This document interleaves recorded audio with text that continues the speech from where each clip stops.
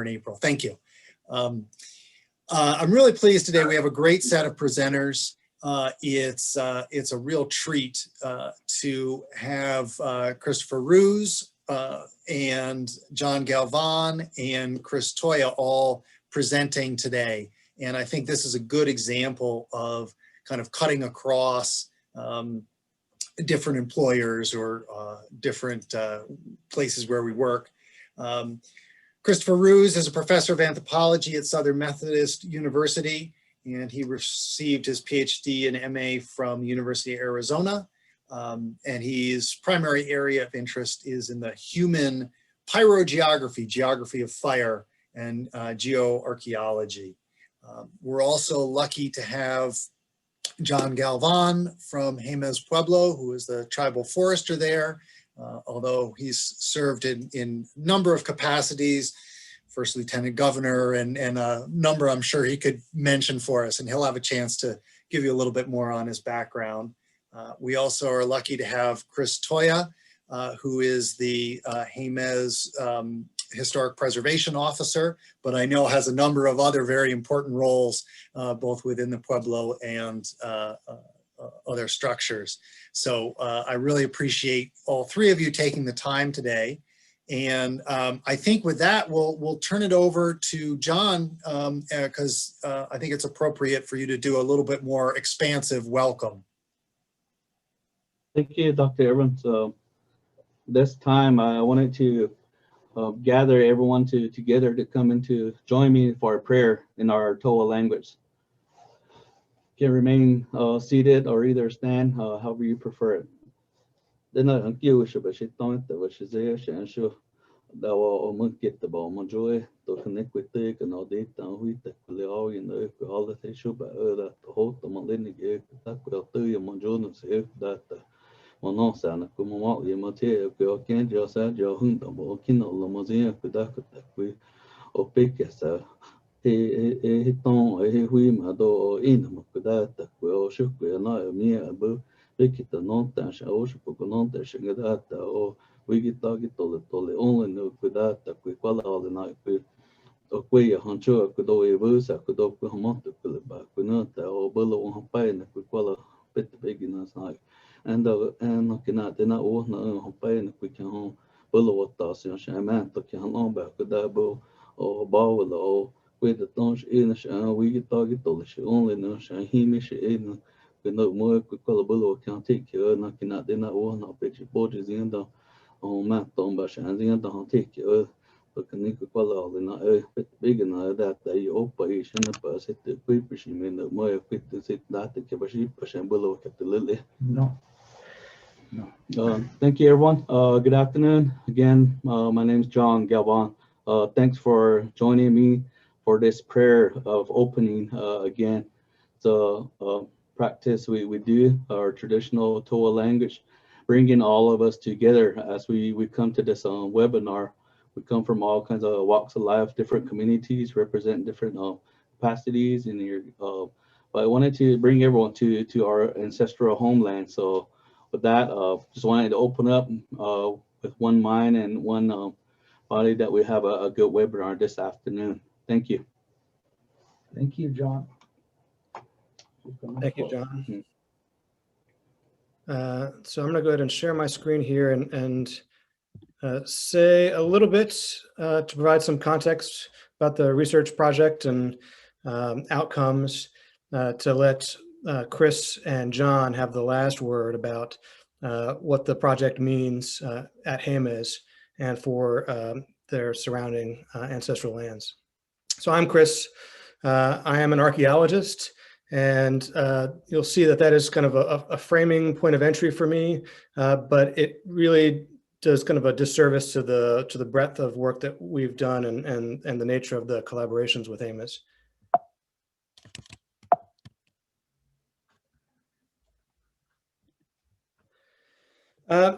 You could say that the work that we've done is part of a growing trajectory of concern among archaeologists for doing work about the past, but for contemporary issues.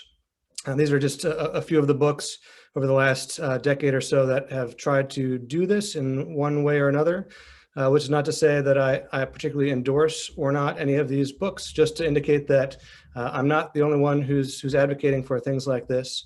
This is something that is kind of an important pathway forward in 21st century archaeology. And the modern problem, of course, that defines my own work are the fire problems in the Western US, and I've done some work elsewhere, but we won't talk about that today. And as an archaeologist, part of the reason that I became concerned with the fire problem was that one dimension of the issues that human communities seem to be facing across the Western US in particular is a lack of historical perspective. People are attracted to these ex-urban or rural wooded environments that have been shaped by fire for centuries or millennia without a recognition of the importance of fire in maintaining those same properties. But many approaches that embrace the historical contextualization of the modern fire problem through the deep history of fire in these landscapes very often write people out of it. And again, as an archaeologist, this was something that I saw right away as a shortcoming of this work that needed an archaeological perspective, but also really importantly, needed an indigenous perspective to contextualize what we were seeing and importantly, how to get it right. I say that because the conversation is increasingly moving towards an awareness that we can't live in a world without fire. We can't live in a world without smoke. Those are simply not on the menu. But we don't really have a great articulation of what is on the menu. And I think that learning from centuries or millennia of experience of indigenous peoples coexisting with fire, coexisting with smoke, may not fill out the entirety of that menu of options we can pick from, but would at least start to define some of those items on the menu about how to live with fire, how to live with smoke in ways that are sustainable, at least at the multi-century scale. And the places that I've chosen to work in the Southwest are southwestern ponderosa pine forests, partly because they're beautiful and I just like being there, very selfish reasons, but also partly because these forests have one of the best known fire regimes in the world. Right? For at least a couple centuries before fire suppression, we know from tree ring fire scar records that these forests burned very frequently, every 3 to 15 years, in fuels that are on the surface, grassy fuels, down needles, down limbs, that this helped to thin out young trees and maintain a very open canopy structure and an elevated canopy. And that because these are dry forests, they're limited by fuel. And so there's a very strong relationship between antecedent or prior wet conditions to grow abundant and continuous fine fuels, and then a dry year when it does burn. Of course, that's not the way these forests are burning now. Now these forests are burning in giant conflagrations over huge areas, running through the canopies of the trees, creating giant dead spots in the forest, like you see here from this photo from Craig Allen on the eastern side of the Jemez, that are probably not going to return to forests in centuries, if they ever return at all. And so part of the concern is an ecological one, the potential loss for these forests. But the other side is the human one, right? And that is the human communities that are threatened by these wildfires that are burning in ways that they have not in recent memory and may not have burned that way in geologic memory. So the project that we started with Chris and with John, but also with Tom Swetnam, with Matt Liebman, with John Welch, with TJ Ferguson, with Rachel Lohman, all as principals on this, was to look at a really unique circumstance where in the southwestern Jemez Mountains, what could be called the Jemez Plateau or the Jemez Province, there are literally dozens of remains of settlements of Hamish people that lived there for centuries embedded within ponderosa pine forest and the adjacent woodlands. And that we suspected that this was such a large population that this was analogous to the modern wildland urban interface. And I probably don't need to remind people in this audience the significance of the wildland urban interface as a modern fire management problem. But this is one of the reasons why firefighting costs have been skyrocketing. Property damage and the economic losses from wildfires have been growing because of the threat posed by wildfires, especially very severe wildfires, to human communities across the West. And so, just as a point of reference, I'm referring to the people as Hamish people and Jemez as a geographic place name. Now today, Hamish people live at the Pueblo of Jemez, or Walatoa, which is down in the valley along the Jemez River, whereas for time immemorial before that, they lived on the mesas and plateaus above in the ponderosa pine forest that are now managed by the Forest Service and the Park Service mostly. But those connections remain strong to this forest today and will so into the future without question. But I just kind of want to qualify that. What we're learning from this are from Hamish people, past, present, and future. The Jemez Plateau was without question a wildland urban interface. And I'll tell you how we know that. Matt Liebman used LiDAR, airborne LiDAR, kind of a laser mapping technology to map the volume of the rubble mounds of sites that on the basis of broken pottery, we knew dated to basically 1500 of the Common Era. And he was able to use that to reconstruct the population that lived in these.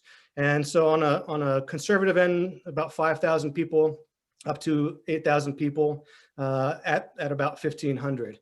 Now this is covering an area, if you use the agricultural footprint, so where all their field houses and fields were, of about 475 square kilometers, meaning the population is anywhere between 11 and 17 people per square kilometer, which, you know, if we were using the Federal Register 500 years ago, would have been classified as a wildland urban interface. This is an ancient WUI. And I'll add that this population density is higher than the surrounding Sandoval County, New Mexico today.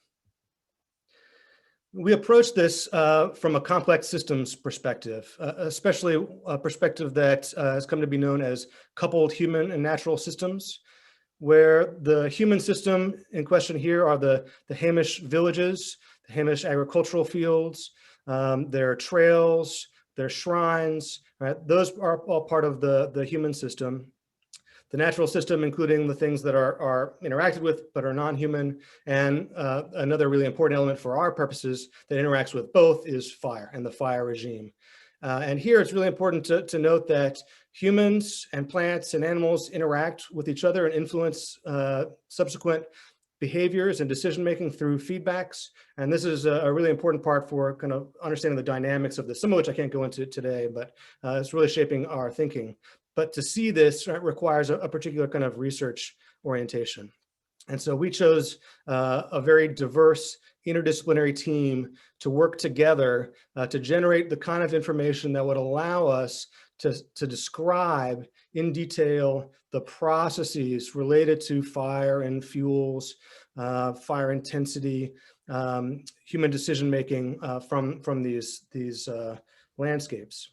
So we used archaeology, ethnography, geoarchaeology, dendrochronology, and ecological modeling. And I'll use bits of evidence from all of these in what I'll talk about today. But I'm going to use a slightly different structure. I'm not going to talk about methods and then just talk about the data. I want to actually frame this around the inferences we've made about what Hamish people did and how they interacted with their landscape, and then tell you a bit of the evidence that supports that inference. The first one that I would like to start with is that Hamish people managed both fire and fuels. And we know this on the first order from ethnographic interviews, working with Hamish people today, but also with some other tribal communities who were involved in the project, from Hopi, Zuni, and White Mountain Apache, that there are a wide variety of fire and fuel uses, but importantly, these vary by scale. You think of this as both social and geographic scale, from the home to the village, to the agricultural context, and then to the forests and woodlands between and beyond. And it's really only in the fields and the forests and woodlands where applied fire as an ecological tool really matters. Within that framework, there's lots and lots of uses of wood, right? That in the case of the Hamish ancient WUI mean lots and lots of wood because the population was large to meet these needs for the purpose that you see before you. We know that they used fire because from our terrestrial geoarchaeology sites, and bring up the laser pointer here, which are the black areas here around the red Hamish footprint. That charcoal deposition in these terrestrial contexts were at their highest in the last 4,500 years. So the blue is the period of dense Hamish occupation. You can see the population estimates here that it was relatively small for a couple centuries and then grew with a big migration later. But these are the highest values in the late Holocene, if you will. But those fires were predominantly small and low intensity. One way that we know that is kind of a tangential story. We know this from the luminescence properties of archaeological ceramics. So quartz grains trap rogue electrons that are kind of freed from their shells by radiation. And they trap them in imperfections in their crystal structure, and they hold on to them until they're heated sufficiently or exposed to the right kind of light. And then they free those up, and that basically zeroes out the accumulation of electrons. Well, heat is an important part of this. When you make the pot and you fire it, it releases those electrons. Well, we wanted to know whether or not fires were hot enough in the past to reset those electron traps as well. And we had a context where we had a modern fire in 2012 that burned, and that reset almost all of those electron traps. But even though we had tree ring records that showed that there were lots of fires between basically 1700 and 1900, the ceramics that were on those same surfaces were identical to the ones that had never been exposed to fire. They basically hadn't been reset at all. The fires were too low intensity to heat them sufficiently to free the traps, basically. We know that they're small from tree ring records. So this is the tree ring reconstruction of fire activity in the gray, and the red is the sample size. And so you can see that there's a fading record issue going further in the past. But from 1450 to 1650, during the peak Hamish occupation, scale to sample size, there are a lot of fires. But one thing that's missing compared to the post-1650 period are the big fires. Right? Big fires are relatively common. Those are the ones in black here, after Hamish got pulled down to Walatoa in the valley. But before that, even though mathematically they should be more common to occur, right? This is basically calculated as years when at least 25% of the trees scarred that year. So if you shrink the denominator, it becomes easier to calculate that. That's not what happens, right? You just don't see any widespread fires at all during this period of time. You can even see this in a record that was not one that we generated. This was a study that was independent of ours that happened before our project, basically, but in an area adjacent to the Hamish agricultural footprint. This was a soil geomorphology study by Jennifer Fitch and Grant Mayer, and they identified during the period of Hamish occupation a transition from thicker post-fire erosion deposits in these alluvial fans that they associated with mixed severity fires to smaller post-fire erosion deposits that they associated with low severity fires. And you see that those are basically confined to this period of Hamish occupation and land use. Our ecological model also provides evidence related to this. So we ran a number of scenarios. I'm showing you two here. One of these we call the null scenario, which is basically looking at the same time periods, but with the same climate and vegetation records, or as the entry point, but with no land use, no people at all. That's what we call it, the null. And that's in gray here. And then we compare it in this context to one that's a fairly intensive land use scenario, lots of wood use, lots of fire use, but a relatively small human population. And both of those things are scaled per capita, so those are influenced by the number of people in there. And you see that there's a lot of fire in the landscape, quite possibly a lot more fire on the landscape than there would be in the null scenario. But it's relatively small compared to the null, and they're much lower intensity, producing much lower tree mortalities in those same contexts. So lots of fire, small fires, low intensity, with maybe some benefits on tree mortality. Those fires, right, from Hamish fire management also reduced the impact of climate on fire activity. I mentioned before that the classic story from tree rings across the Southwest, but really across ponderosa pine forests in the Western US, is that as dry fuel limited forests, they need wet conditions to build the fuels and then a dry year to burn them. Well, our tree ring records corroborate that after Hamish fire management. So this is for the period after Hamish fire management. These are what are called superposed epoch analysis plots. Imagine if you have a long climate record and you take a pin and put pins everywhere you have a fire year, or a large fire year in this case. And then you cut up the climate record and you line them all up on the pins. And then you can look with the fire at the center, what the climate was like beforehand, during that fire year and after. And you can compare it to randomly picked years. And that's what allows you to look at the significance of the statistical significance of these changes. And so across scales from the entire mountain range down to stand level, you see that wet years beforehand to produce the fuels, dry year to burn. During Hamish fire management, that is not present at all. Right? At the entire mountain range, you still see the importance of drought on big fire years. But at the stand level, within and right around the Hamish agricultural footprint, there's no fire climate relationship at all. They've basically decoupled that climate signal through this patchwork of small fires. It's also a really interesting note that we think that Hamish communities were fire wise.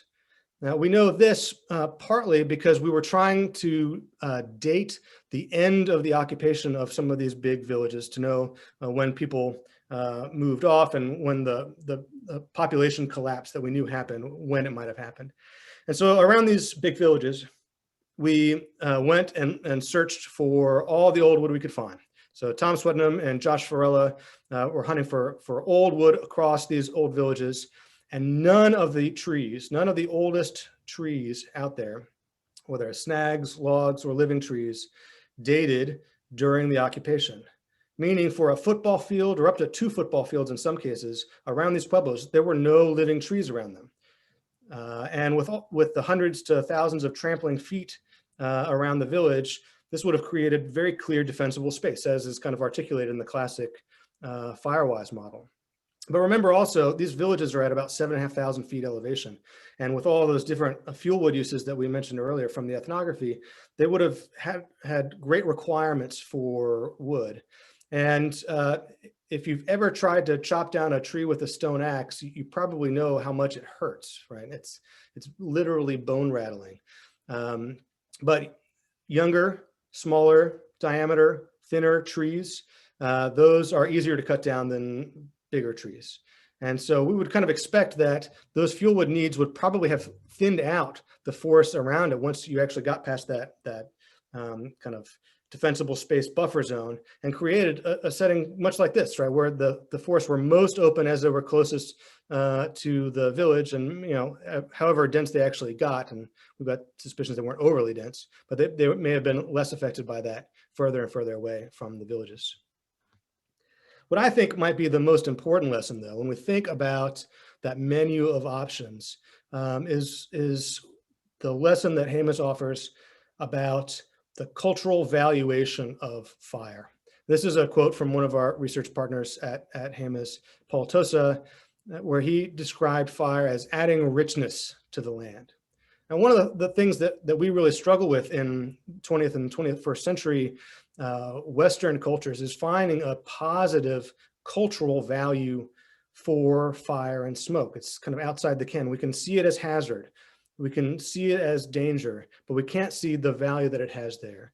And this is in strong contrast with our tribal partners, all of whom express great respect and care associated with the fires, but also acknowledge the positive benefits. And this is something that I think is something that we can and should be working on when we think about education and outreach with regard to fire. So what kind of lessons can we take from Hamish with all of this in mind? One, I think, really powerful one that should maybe resonate well with human communities at the wildland-urban interface today is that despite all this great fire management, doing all the things that we might want to do, thinning and prescribed burning around these communities, these villages still created defensible space, right? It was still part of the landscape architecture to create that space around these villages. The second thing is that it's really important to manage both fire and fuels, that doing just one or the other may not get you the right outcomes. Here, the regular use of fuels, burning it in domestic context, and the regular application of lots and lots of small fires makes sense in the context of a WUI with maybe complex land ownership and jurisdiction. That cultural valuation that the Paul Tosa quote leaves us with really suggests that for these places in the Western US, especially the Southwest, that Native peoples continue to have strong connections to these places and continue to have positive cultural values associated with these forests, with fire, with smoke. And that an important way to incorporate that and maybe jumpstart Western land management for other cultural values is to have Native American involvement from the beginning and throughout the process of designing and implementing some of these strategies in collaboration with the land managing agencies. With that, I want to wrap up and say thanks to all my co-PIs on the fire project, Tom, TJ, Matt, Rachel, and John, as well as all the students, of course, the Pueblo of Jemez and the federal agencies that helped us, National Science Foundation, but especially Pueblo of Jemez. And if anybody's interested at all, these are some open access papers that are kind of the basis for the talk. And I'll thank you and turn it over to John and Chris.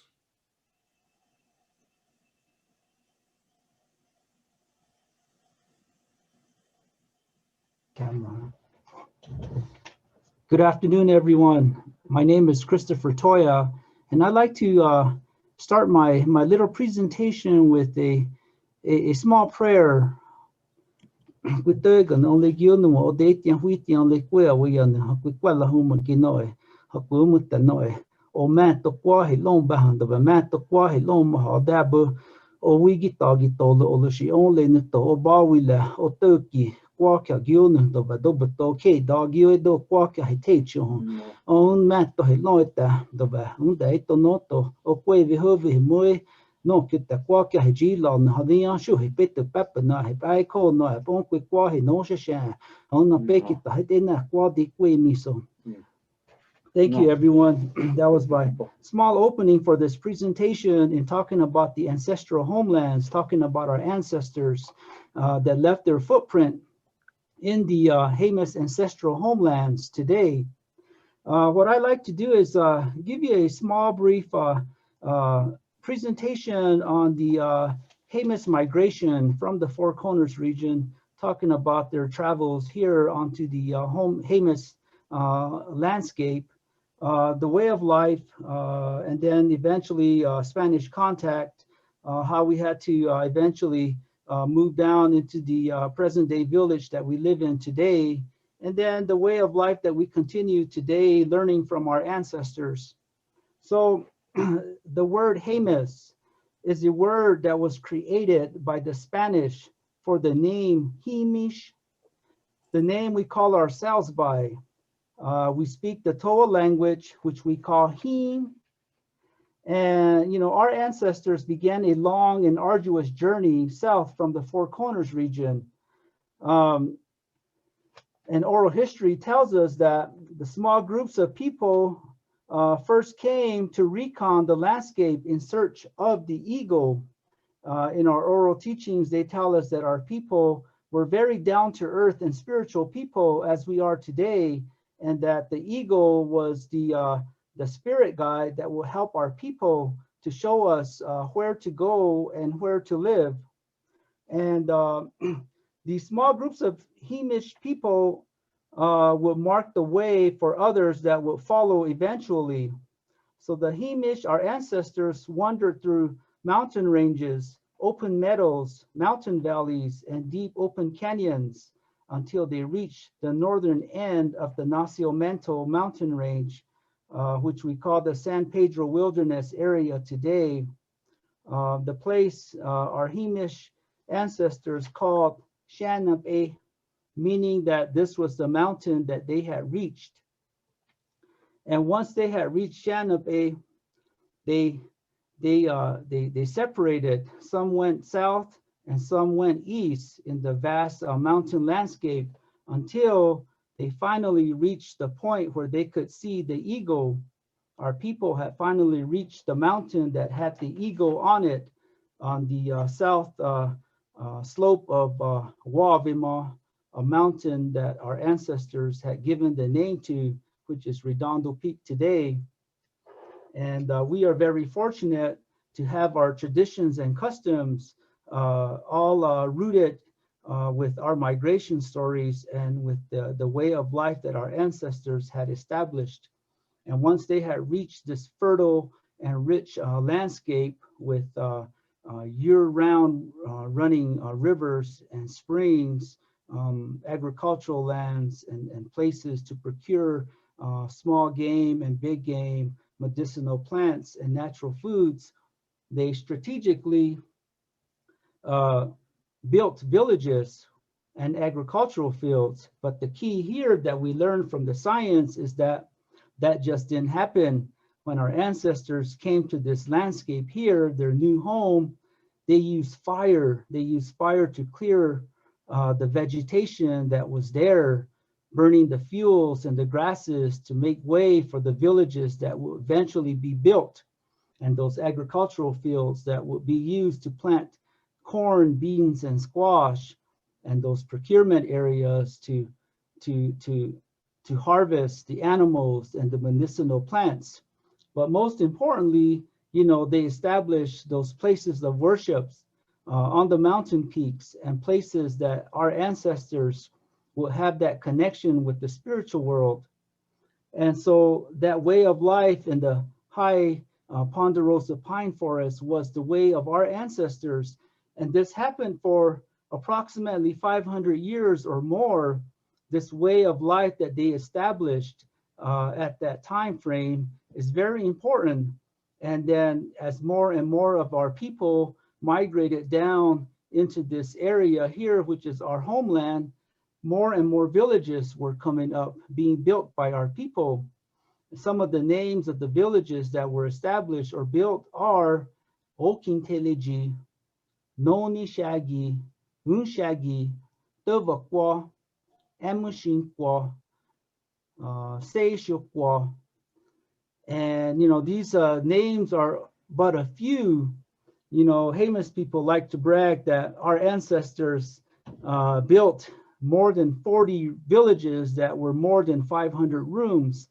And that is a lot of Hamish population, or a lot of Hamish people living on the landscape.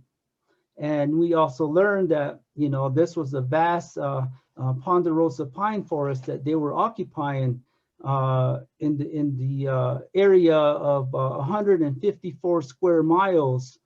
And so they had a tremendous and significant impact on the landscape, as science shows in the presentation that Chris Roos had just presented. Our ancestors lived a very simple type of a lifestyle. And I think Joe Sandel, our Hamish historian, says it very well. And I like to quote what he said.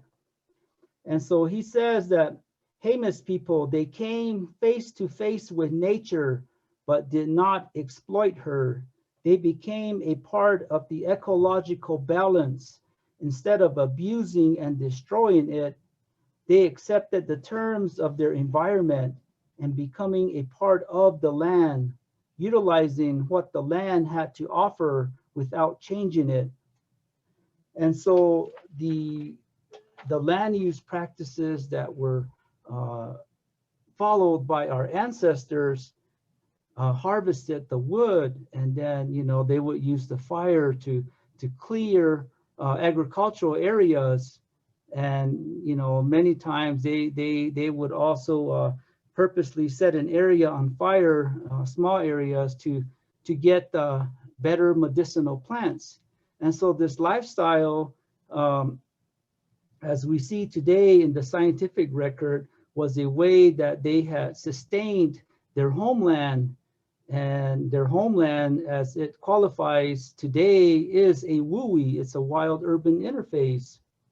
And when the Spanish contact, or when the conquistadors came, it really decimated the population of our ancestors. We learned that about 87% of the Jemez population died from bacteria and viruses that our people were not accustomed to. And so if we're talking about a population that was brought by Matt Liebman through his studies of archaeological sites and historical records, you know, at the peak population, right at Spanish contact, we learned that the Jemez people numbered around anywhere from 5,000 to 8,000 people.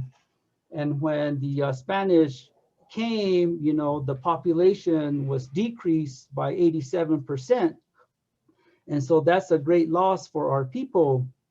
And so when that happened, they had no choice but to move down to the lower elevation here, which our current Pueblo sits today, the village of Toya. And we hear from our ancestors that our elders, that our ancestors, many had migrated out to live with the Hopis, some going back to the ancestral homelands up north.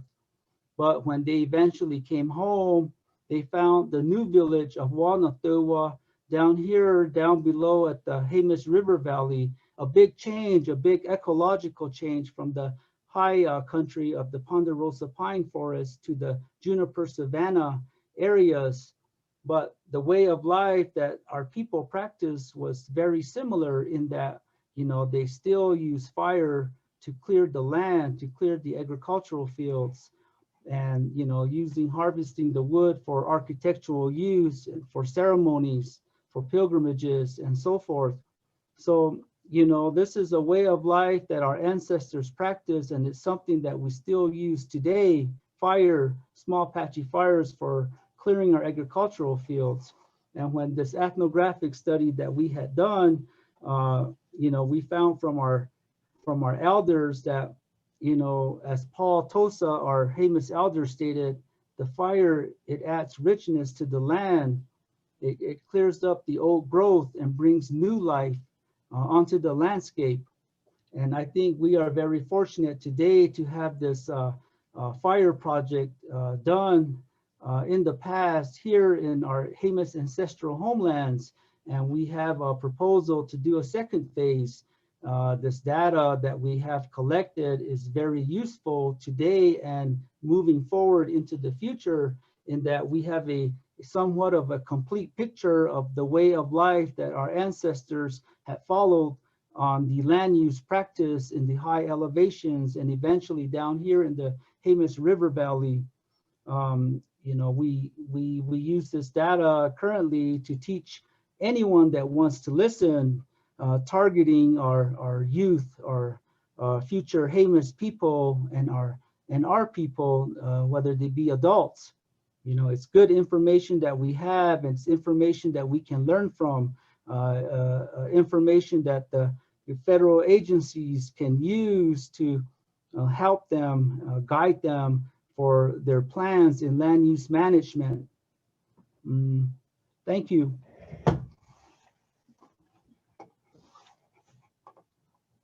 Thank you, Dr. Roos, and good afternoon, everyone joining in. I know I wanted to see from Dr. Evans how much time do we have. Again, I know we're leaving it open to any questions or for the audience. Well, we'd really like to hear from you, so I think take the time you'd like. All right, thank you. I just wanted to come from my perspective, again, going back to my prayers again, that what was presented by Dr. Roos again and Chris, that our ancestral sites are living sites right now. So we didn't want to forget, as you heard earlier, the sites how they were protected, and our ancestors, how they use fire as a tool. So again, on the perspective, again, learning from my elders, learning from the science of it and the art of it, that still exists today. But as a tribal forester, again, that and including Native Americans, that fire has been a way of life. So again, it's important to recognize the benefits of fire, and for us, that fire is sacred. Again, how we use it at our current village, or either how it was used historically, again, as the evidence has presented and brought to you, that there was benefits to living with fire as a woo-woo protection. So again, tribal forest, they're looking at these. These are important factors that we want to continue to practice. Again, if it's on tribal trust lands right now, we want to continue to use that and build capacity so we can implement these small scale fires and really utilize the wood. Or either, again, as we discussed, or the evidence was brought, it was the ancestral lands that the project was at. Those are still needed in protection right now as we work with our federal government agencies. Again, that this is important to us, and we want to recognize that we want it to be a priority, and to work together to protect these sites that are living.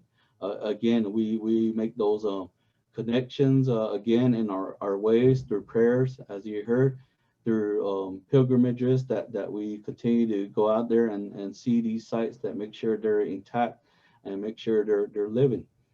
Again, we want to incorporate the cultural values of these areas, again, to where we're using fire. And at a tribal capacity level, sometimes we don't have that the capacity, but then other agencies do. But then collaboration is huge. Again, this is how this project started between the Pueblo and the university, and Dr. Roos as well too, that we wanted to be a part of it again, and there might be more opportunities again as we move forward to work together. Lesson from the past is definitely a positive thing that we want to move forward, but we still face these challenges. Again, moving forward, again, I stated some of those things. There's been a disconnect, how it has interrupted from management practices, again, to where we're currently at, but we're moving in a direction where we can definitely use this science and the art that was presented. So with that, I just wanted to let you know that really it's been a good presentation. It's been a good project. We're learning a lot from each other again, and it's great to have some kind of documentation of our ancestral sites, and we want to just continue to move forward of protecting these sites. With that, I just want to thank everyone on the line, and that this was presented this morning. The evidence is behind it, so it's presented. So thank you again for joining in. Thank you so much, John and Chris, and our previous Chris. We have some time for questions and discussion. Some have come in the chat window. I want to acknowledge, let's see, Nikki Cooley made a note about collaboration and particularly with publications and the importance of fully acknowledging tribal partnerships, etc. So there's some good discussion there. And then one question came in from Jared. In Ponderosa Pine Forest and in the Juniper Savanna, how often do or would Hamish people light fires to clear land for fields and villages, and how often to care for medicinal plants? So I don't know whether all three of you want to take a shot at that, or how you want to answer it, but I'll leave it in your court. I can start off. Currently here in the Jemez River Valley, it's done annually, right after the winter ceremonies are completed. Here in the Pueblo, the farmers, our people, go out to their small sections, small areas of land that they use for farming, and we start clearing the land using fire, again, to burn the dry grasses and the fuels that may be out in the field. But, you know, these are small fires that individuals use for their own areas that they plant.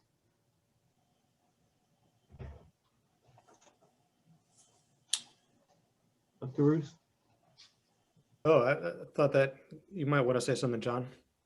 Yeah, I think that's at our current village right now. We're removing the vegetation. It's an annual thing that we're going, as Chris described. So not much to it. Thank you. But this way of life, this practice, you know, our ancestors, and, you know, we continue to be farmers today. This would have been done annually in the ancestral homelands, in the agricultural fields that they were utilizing back at the time. They were living in the ponderosa pine forest. Every springtime, after the winter ceremonies were completed, our ancestors would go out to tend to their fields, get them ready for planting.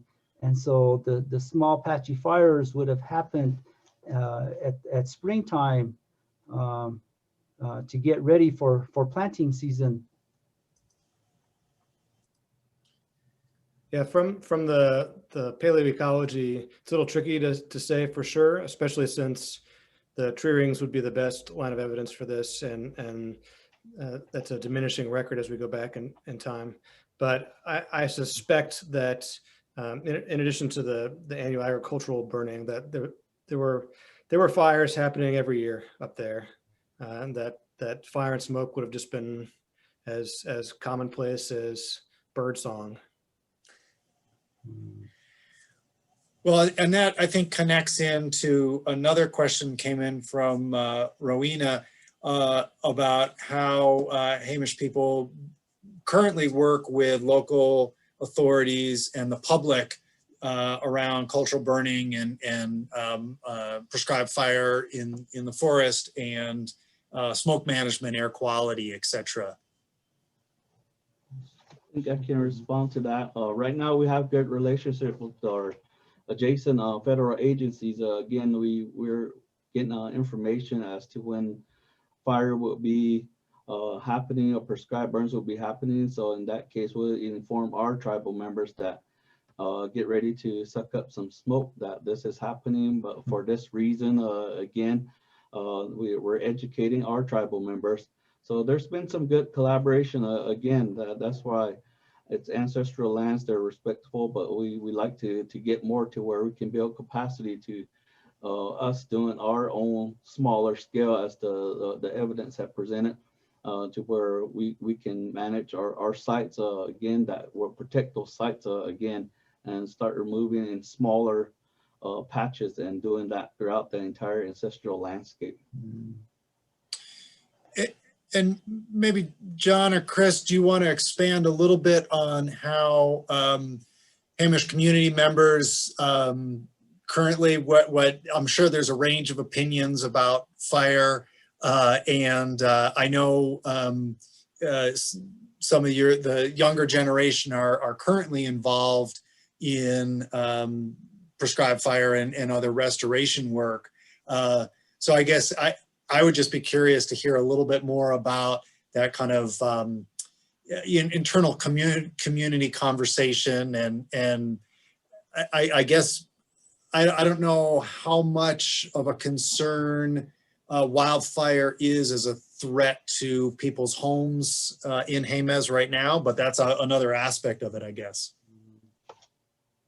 There is a threat.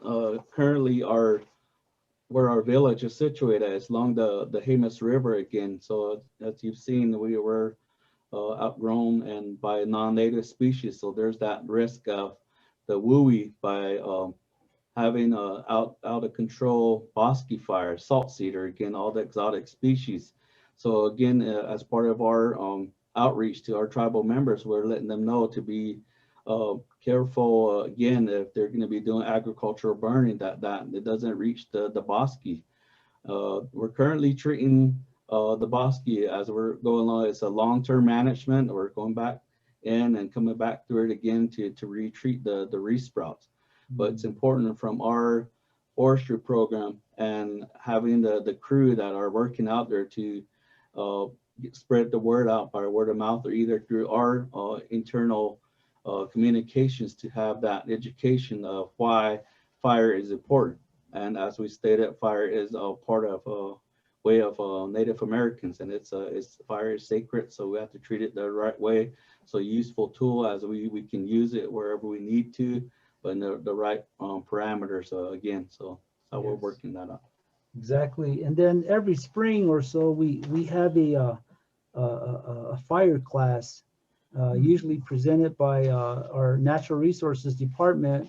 We usually bring the guys from the Bureau of Indian Affairs fire crew to, give us some advice, things, guidelines to follow, when to burn, when the right time to burn is, with the weather conditions taken into consideration, because as John stated, we don't want to be burning our fields when the winds are blowing at 30 miles per hour or 40 miles per hour. Of course, then, the fire would get out of control and probably burn down our bosque. Yeah, I worry about that this year. It's not looking good. We need more rain. Yes.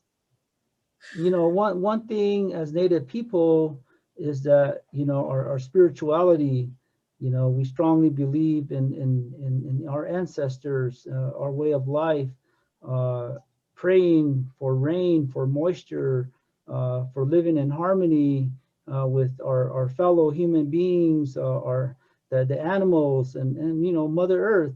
These are all things we all pray for. And being aware of the situation today with the climate, climate is changing, and it's really affecting our planet, our Mother Earth.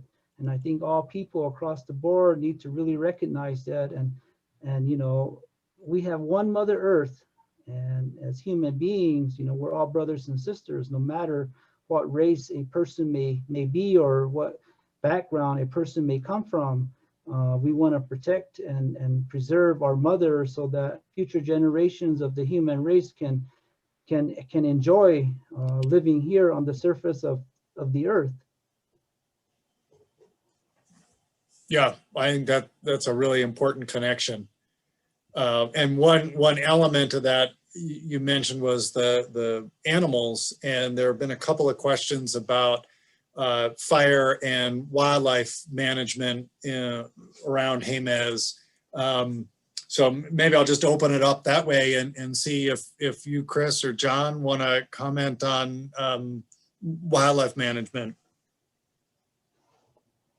I think just wanted to reiterate that it was important to recognize that fire is a benefit, again, for use, and culturally speaking, again, not only the wildlife do benefit from new or doing a low intensity burn and get rid of old shrubbery and other things, and really to get the resprouts and revegetate, get the nutrient recycling again. So again, for medicinal purposes, again, culturally, again, not only for wildlife, but then it's important to recognize those benefits that we can do.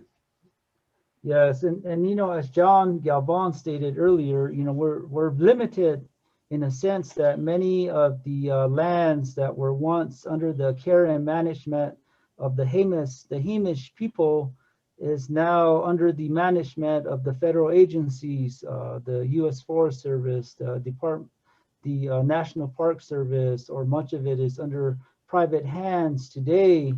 And so as far as purposely putting fire on the ground, we're very limited to pretty much just the areas that we manage down here in the valley.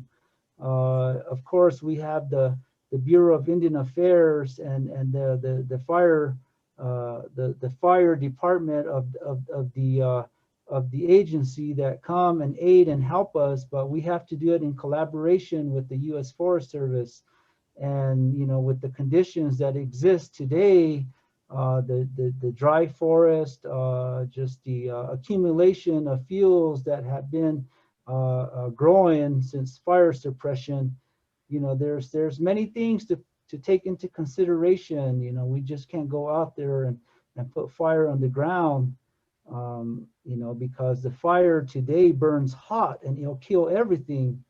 At the time when our ancestors were managing the landscape and the ponderosa pine forest, you know, it was open.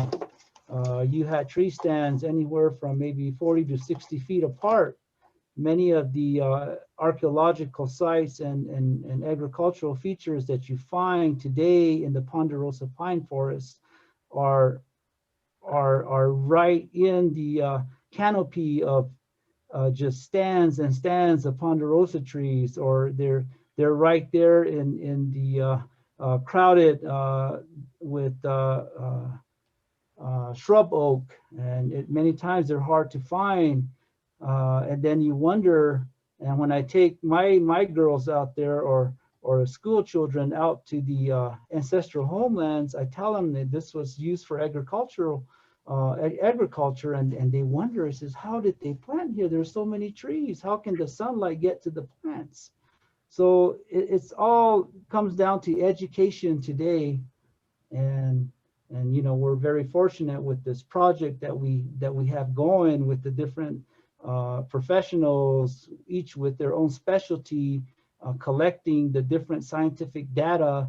You know, it opens the way for education and a way that we can manage our forests more efficiently. That way, you know, not only Jemez people can enjoy the forest, but anybody else, you know, that wants to be out there to get the benefits of being outdoors.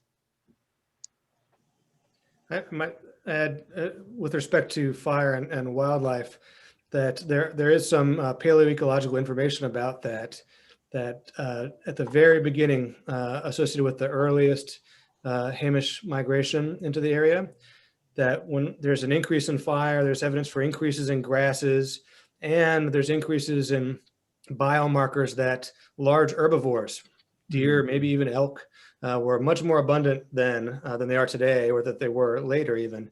So that my suspicion is that at least some of that fire wasn't just for agriculture, but was also improving habitat for those kind of preferred game animals.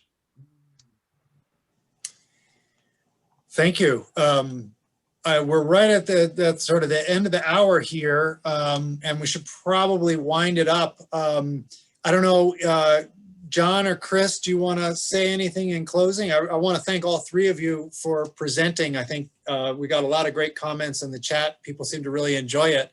So thank you very much. And would you like to close us out? Yeah, sure.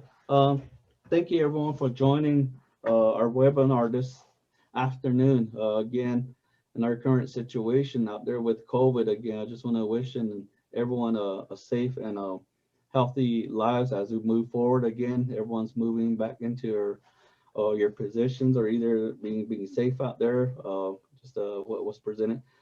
Thank you to all our collaborators. Again, the Pueblos, fortunate to be a part of this, and maybe there might be more opportunities again working with the other Pueblos, again, the tribes, the agencies, the universities, again, get a solid, sound science work and to include tribal members, again, or either Pueblos to be engaged. So with that, I just wanted to close out on thank you and be safe out there. So commission thank the wishes should not and cannot deny that or map the count long back we get target to wish in Shambhala that or why on seek or take your joy the time was in on the more and the map the count long but not your known and not not worth no time or who said on Pumba time was in or time was in the when the more follow should not cannot can chơi với can nó bị that the operation upon sit the quick machine no way dịch that cái baship and below get the gile. No. Thank you everyone. Thank you so much. I'll go ahead and close out the webinar, and we'll have a recording available soon. Bye guys.